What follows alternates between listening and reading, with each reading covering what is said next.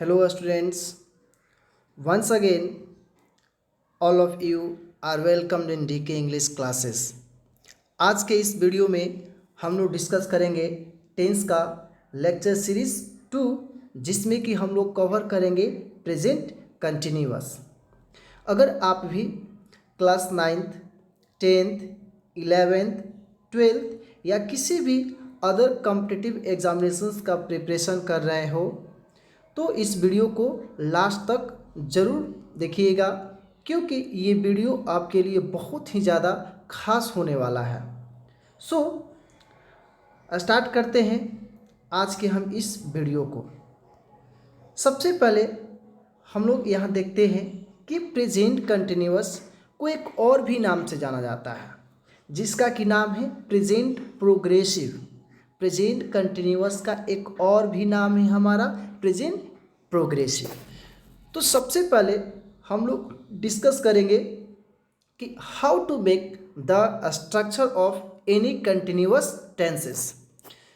तो सबसे पहली जो बात आपको ध्यान में रखना है वो है कि इसके एस्पेक्ट को लेकर के जहाँ कहीं भी अगर आपको कंटिन्यूअस दिखाई दे तो कंटिन्यूअस का मतलब हमेशा वर्ब का फॉर्म 4, और वर्ब का फॉर्म 4 बोले तो अगर वर्ब के फॉर्म 1 में हम ing लगा दे तो हमारा क्या बन जाता है, वर्ब का फॉर्म 4। जैसे टीच, टीच हमारा V1 है और उसमें ing लगा देंगे तो टीचिंग हो जाएगा, और टीचिंग हमारा वर्ब का फॉर्म 4 हो जाएगा। अगर बात करते हैं रीड, तो रीड एक हमारा V1 है और रीड में अगर ing लगा देंगे तो बन जाएगा वो रीडिंग, जो कि हमारा V4 हो जाएगा।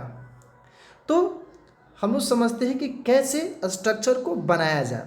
तो कंटिन्यूअस मीन्स यहाँ पे हमेशा V4 का यूज़ किया जाएगा। उसके बाद V4 के पहले हमेशा हमें हेल्पिंग वर्ब चाहिए, जैसे कि is, am, are, was, were, shall be, will be, इस तरीके के हेल्पिंग वर्ब चाहिए। लेकिन चूँकि यहाँ पे हमारा टाइम प्रेजेंट है, इसलिए प्रेजेंट टाइम में हमारा हेल्पिंग वर्ब आएगा इज, एम, आर। उसके बाद कोई भी सेंटेंस का अगर बात करते हैं तो हर एक सेंटेंस जो कि हमारा असर्टिव होता है तो उसमें एक सब्जेक्ट चाहिए। तो इस तरीके से आप देख सकते हैं कि इसका स्ट्रक्चर क्या बन गया, subject plus is, am, are plus V4। अगर यहीं पे हम पास्ट कंटिन्यूअस का बात करते हैं तो पास्ट कंटिन्यूअस का भी स्ट्रक्चर बहुत ईजिली बनाया जा सकता है। चूँकि कंटिन्यूअस उसमें भी एस्पेक्ट रहेगा तो V4 रहेगा ही रहेगा, लेकिन उसमें अब प्रेजेंट की जगह पे पास्ट हो जाएगा। सो यहाँ पे इज, एम, आर की जगह पे क्या हो जाएगा, वाज, वर। उसके बाद यहाँ पे सब्जेक्ट की जगह पे सब्जेक्ट रहेगा ही रहेगा। तो हमारा पास्ट कंटिन्यूअस का भी स्ट्रक्चर हो जाएगा subject plus was, were plus V4। Okay, अब हम लोग आगे बढ़ते हैं इसके यूजेस की तरफ। सबसे पहली जो बात सामने निकल करके आता है वो ये है कि बचपन से ही हम लोगों के माइंड में एक कंसेप्ट भर दिया गया है, जो कि कंसेप्ट पूरी तरीके से रॉन्ग है। और वो कंसेप्ट ये है कि जिस हिंदी क्रिया के अंत में रहा है, रही है, रहे हैं लगा रहता है उसे प्रेजेंट कंटिन्यूअस कहते हैं। ये कंसेप्ट है जो है पूरी तरीके से गलत है। This is totally wrong. आज के बाद आपको इस कंसेप्ट को भूल जाना है और उस कंसेप्ट को ध्यान में रखना है जो कि इस वीडियो में डिस्कस किया जा रहा है। तो चलिए आइए हम लोग डिस्कस करते हैं। पहला, it is used to show the action that is going on at present time. It is used to show the action that is going on at present time. Go on का मतलब होता है जारी रहना। Go on का मतलब क्या होता है, जारी रहना।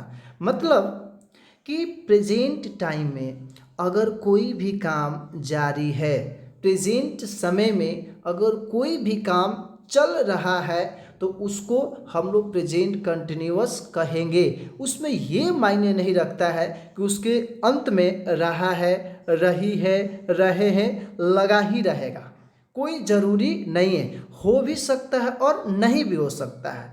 बस हमको बस एक ही बात का ध्यान रखना है कि हमारा जो एक्शन है वो कंटिन्यू होना चाहिए, वो हमारा एक्शन जो है वो चल जारी होना चाहिए। जैसे कि अभी मैं अब सभी को पढ़ा रहा हूँ, मतलब कि इस प्रेजेंट समय में मेरा पढ़ाने का काम अभी चल रहा है। या इस चीज़ को हम इस तरीके से बोल सकते हैं कि अभी मैं आप सभी को पढ़ाने में लगा हूँ। पढ़ाने में लगा हूँ कहने का मतलब क्या कि मैं पढ़ा रहा हूँ। तो अब इसमें कहाँ पे लास्ट में रहा हूँ रहा ये आया हुआ है, तो इस कंसेप्ट को आपको पूरी तरीके से भूल जाना है।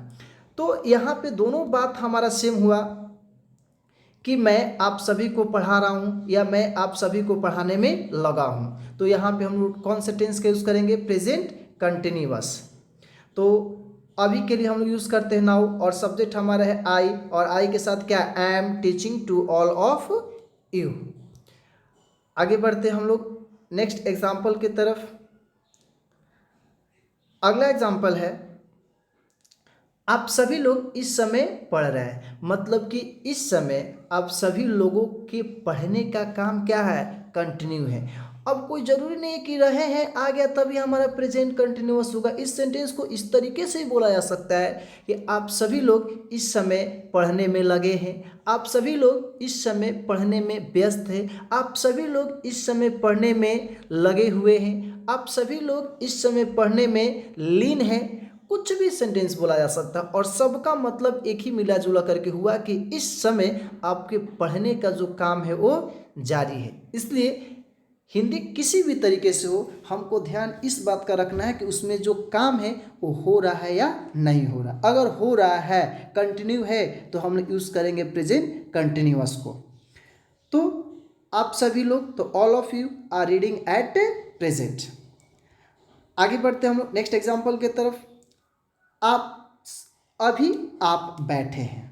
अब बताइए ना कि इसमें तो रहा है रही है ही नहीं, लेकिन अभी आपके बैठने का काम क्या है, कंटिन्यू है। सो इसको भी हम लोग प्रेजेंट कंटिन्यूअस में ही बनाएंगे। You are sitting at present. मैं खड़ा हूँ, मेरा खड़ा होने का काम क्या है, चल रहा है, जिसके चलते ये भी हमारा प्रेजेंट कंटिन्यूअस होगा, आई एम स्टैंडिंग। अब इस दोनों एग्जाम्पल्स में देखते रहिए ना कि जिस हिंदी क्रिया के अंत में रहा है, रही है, रहे हैं आपको मिलेगा ही नहीं मिलेगा। सो उस कंसेप्ट को पूरी तरीके से आपको माइंड से निकाल देना है। अगला हम लोगों का यूज है, it is use to show the nearest future plan. मतलब सबसे पहले हम लोग को समझना होगा कि नियरेस्ट फ्यूचर प्लान क्या है। अगर कोई भी प्लान जो हमारा फ्यूचर टाइम का हो, लेकिन नियरेस्ट मतलब कि कुछ ही दिनों में, कुछ ही देर में होने वाला जो प्लान होता है उसको हम लोग फ्यूचर प्लान बोलते हैं। जैसे मान लिया जाए कि हम एक बोलें कि मैं गाना गाने जा रहा हूँ, तो अभी तो मैं गाना गा नहीं रहा हूँ, अभी गाने के लिए जा रहा हूँ, मतलब कुछ समय में हम गाना गाएंगे। तो ये हमारा नियरेस्ट फ्यूचर प्लान हुआ, तो इसको भी हम लोग प्रेजेंट कंटिन्यूअस में ही बनाएंगे। तो I am going to sing a song. दूसरा एग्जाम्पल, वह कल यहाँ आ रहा है, तो आज नहीं रहा है, वह कल, तो कल हमारे लिए क्या हुआ, फ्यूचर हुआ। तो फ्यूचर में ये नियरेस्ट का बात किया जा रहा है, इसलिए इसको हम लोग बोल सकते हैं नियरेस्ट फ्यूचर प्लान। तो हम इसको बना सकते हैं, he is coming here tomorrow. उम्मीद करते हैं कि आपको प्रेजेंट कंटिन्यूअस का ये दोनों यूज अच्छे तरीके से समझ में आ गया होगा। पहला हम लोग क्या पढ़े कि अगर कोई भी एक्शन जो प्रेजेंट समय में कंटिन्यू होगा तो उसको प्रेजेंट कंटिन्यूअस बोलेंगे, या अगर कोई भी एक्शन जो नियरेस्ट फ्यूचर प्लान को शो करता है तो उसको भी ट्रांसलेट करने के लिए हम लोग प्रेजेंट कंटिन्यूअस के यूज़ करते हैं। आगे बढ़ते हैं हम लोग नोट्स की तरफ। यहाँ से आपको बहुत ही ज़्यादा अलर्ट हो जाना है, क्योंकि जहाँ कहीं भी अगर नोट लिख दिया गया तो समझिए कि वो बहुत ही ज़्यादा इम्पॉर्टेंट है। अब यहाँ से आपके किसी भी कॉम्पिटिटिव एग्जामिनेशंस में भी क्वेश्चन यहाँ से एराइज किए जा सकते हैं, या 12th के फाइनल एग्जामिनेशंस में भी इस तरीके से आपसे क्वेश्चन किया जा सकता है। जैसे नोट नंबर 1 को हम लोग डिस्कस करते हैं कि there are some such words that are generally used with this tense. Remember the class of present indefinite. Present indefinite के भी क्लास में हम आपको बताए थे कि कुछ ऐसे वर्ड्स हैं जो हमारे प्रेजेंट इंडेफिनिट टेंस के साथ यूज होते हैं, जैसे daily, sometimes, regularly, usually, frequently, occasionally. उसी तरीके से यहाँ पे भी कुछ ऐसे वर्ड्स हैं जो कि कहीं ना कहीं इंडिकेट करता है कि ये प्रेजेंट कंटिन्यूअस टेंस ही होगा। जैसे हमारा पहला वर्ड है नाउ। नाउ का मतलब अब, नाउ अडेज मीन्स आजकल, दिस डेज इन दिनों, एट प्रेजेंट फिलहाल में, एट दिस मोमेंट इसी क्षण या इसी पल। ये सारा का सारा ऐसा वर्ड्स है जो डिनोट करता है कि सेंटेंस जो हमारा होगा प्रेजेंट कंटिन्यूअस में होगा। जैसे यहाँ पे एग्जांपल दिया हुआ है, नाउ अडेज आई लिव इन आरा। हमको यहाँ पे 4 ऑप्शन दिया हुआ है, चारों ऑप्शन में से किसी एक ऑप्शन को फिलअप करना है। तो सबसे पहला बात जो हम लोग को ध्यान में रखना है वो क्या है, वो ये है कि यहाँ पे क्या लगा हमारा नाउ अडेज। तो जब नाउ अडेज लगा हुआ है तो प्रेजेंट कंटिन्यूअस होगा, और प्रेजेंट कंटिन्यूअस के लिए is am are plus before चाहिए।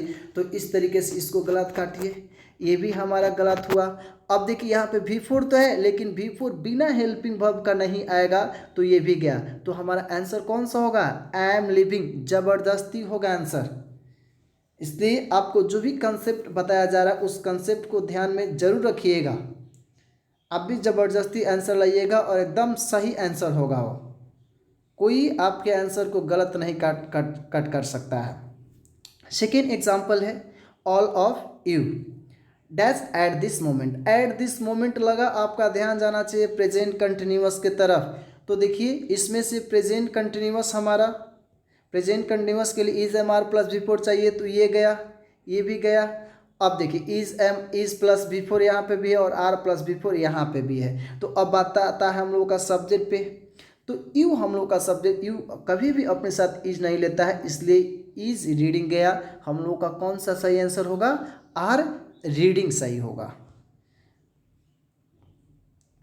चलिए अगला note number 2, there are some such words that are generally not used with this tense. देखिए अब कुछ ऐसे वर्ड्स हैं जिनका हम लोग जनरली प्रेजेंट कंटिन्यूअस टेंस के साथ यूज नहीं कर सकते हैं। जनरली कभी कभी कुछ कंडीशंस में इनका यूज कंटिन्यूअस में होता भी है, लेकिन जनरली इनका यूज हम लोग नहीं करते हैं।